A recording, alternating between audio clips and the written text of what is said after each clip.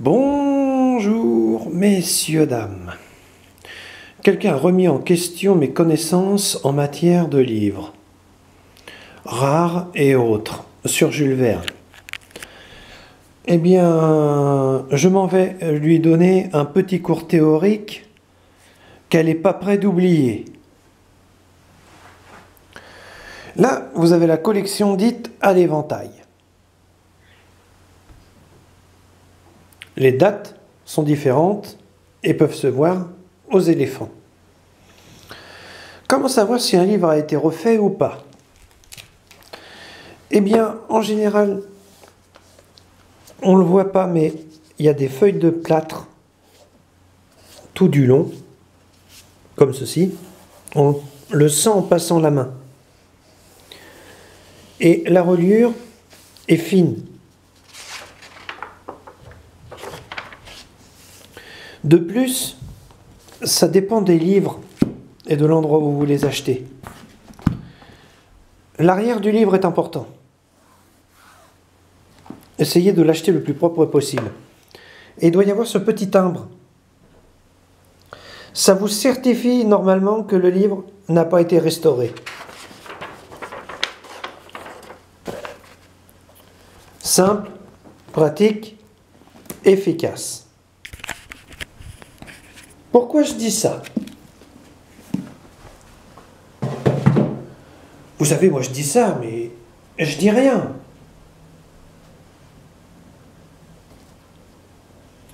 Parce que certaines restaurations peuvent être foireuses et impacter directement le prix de l'ouvrage.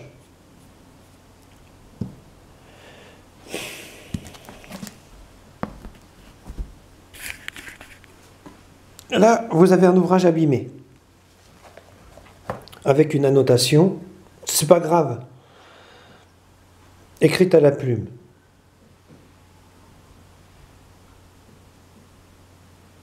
Plutôt intéressante et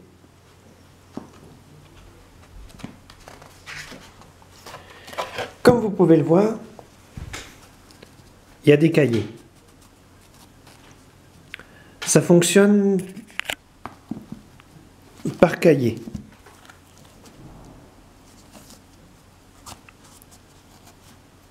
Ces cahiers sont cousus.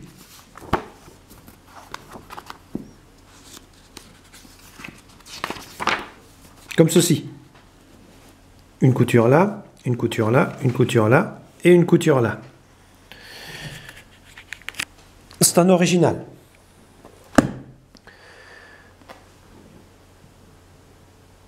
« 20 000 lieues sous les mers, que je dise pas d'ânerie, en ce moment la cote en un éléphant tourne autour de 80 €. Cet ouvrage est abîmé. Il n'en vaut plus que 8 ou 9. Vous me direz, oui, mais qu'est-ce qui arrive quand un ouvrage est en route? Là, vous avez un ouvrage aux 2 éléphants. L'année de parution n'est pas la même. C'est toujours une collection de chez Herzl. Manque de chance, il a été entièrement refait. Mais par un amateur, par un professionnel.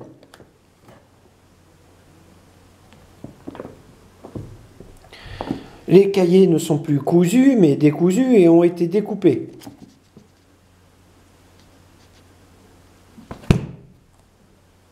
Ce livre ne vaut plus rien que le prix du papier.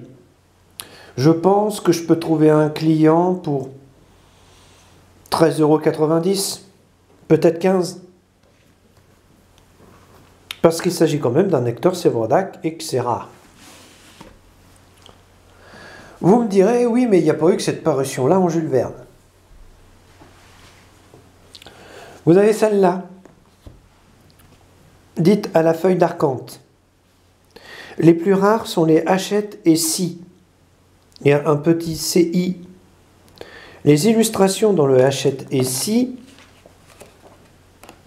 sont en couleur.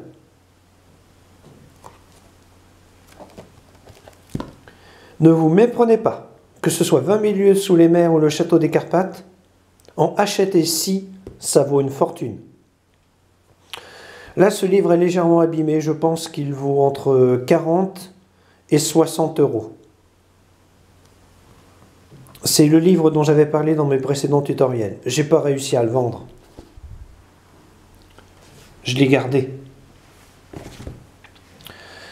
D'autres parutions existent.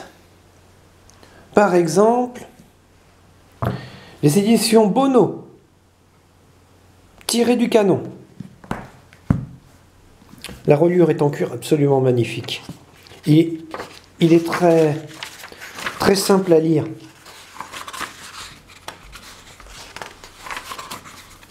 Tiré du canon, on ne le voit pas, mais en reliure, vous avez 2 canons.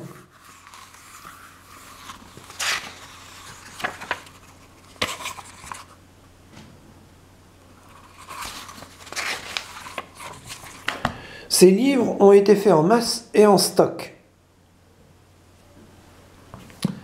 Magnifique, certes, rare, non.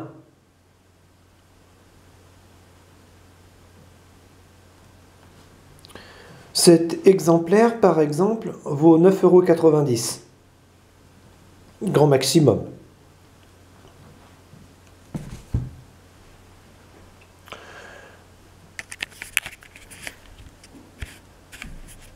Maintenant, vous allez me dire, oui, mais il peut y avoir de nouvelles éditions de chez Herzl. Oui. Prenez celle-là, Voyage au centre de la Terre. Collection Herzl. J'ai rien inventé. 9. Reliure. Et intérieur. Nouveau.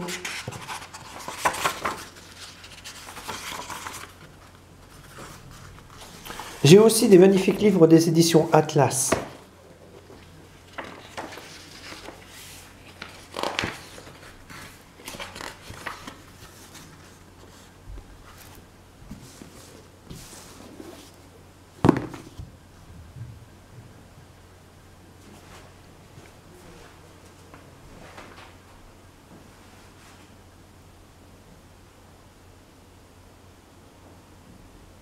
J'adore ces bouquins.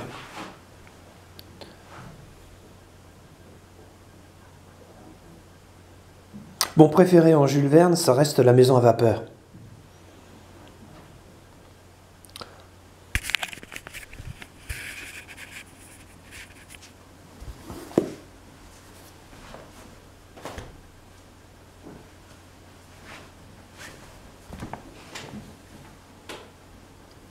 Voilà, je crois que j'en ai fait le tour avec vous. Ces 2 livres, 20 000 lieues sous les mers et Hector Séverac,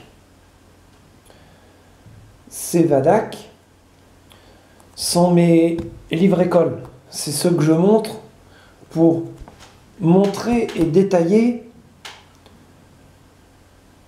et surtout parler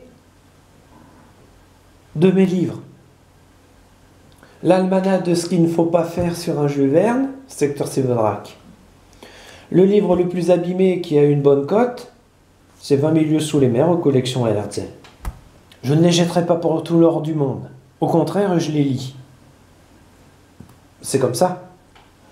Mes préférés, ça reste, pour l'instant, les Hachette et Scie. Et les Hachette en général. Pourquoi? Ça crève les yeux, messieurs, dames. Regardez les finitions, que ce soit à l'image ou autre. Et les textes, d'une simplicité quasi enfantine à lire.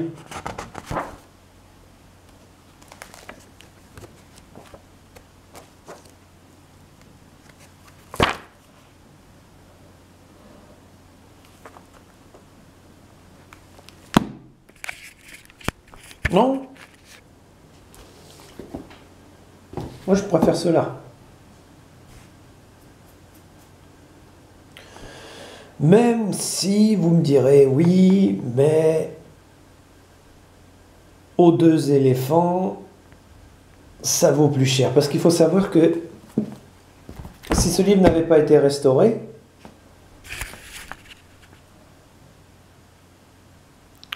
il vaudrait facilement entre 160 et 190 euros.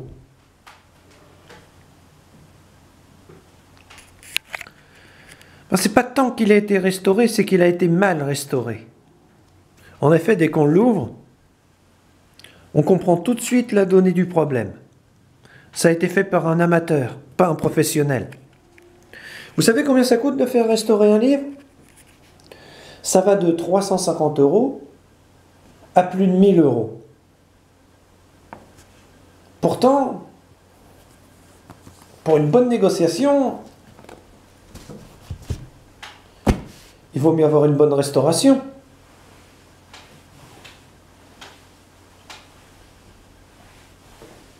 Les gens comprennent trop tard. Ils font n'importe quoi avec le produit, ils pensent qu'ils vont l'améliorer, ils pensent que ça va être mieux. Les ors ressortiront plus s'ils les nettoient, par exemple. Les couvertures, il y a Monsieur Produit Ajax qui existe, qui te nettoie tout. Il y a toute une série d'erreurs à ne pas commettre. Et eux, ils y vont à fond.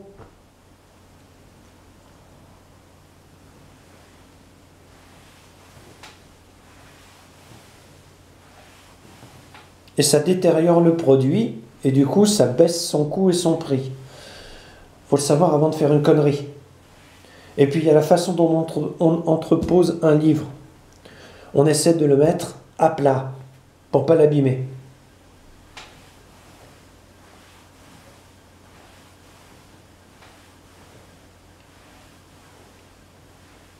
Il y en a qui comprennent trop tard.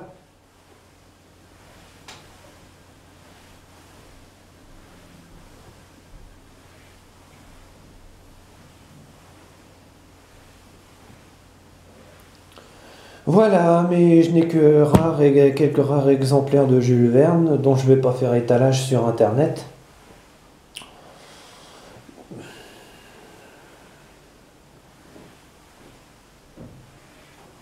Je m'amuse bien.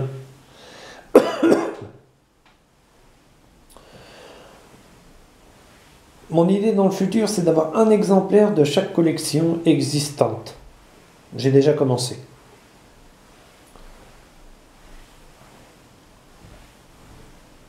Parce qu'il faut savoir qu'il y a les éditions Au Globe, il y a les éditions qui existent. Mais là, c'est des livres, il y en a pour une fortune.